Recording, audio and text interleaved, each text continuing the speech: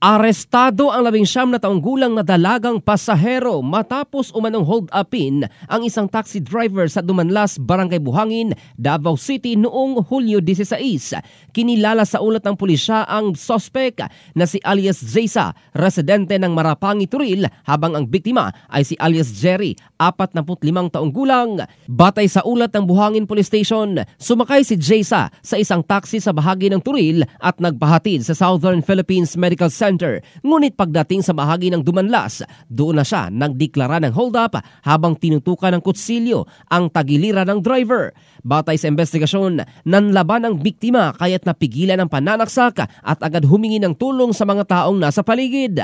Agad naman siyang tinulungan at nakatawag ng pulis. Kasalukuyang nakakulong na ang sospek na mahaharap sa kasong robbery with intimidation. In the heart of changing lives, ito si Jofel Candado ng Brigada News Philippines, the Music and News Authority.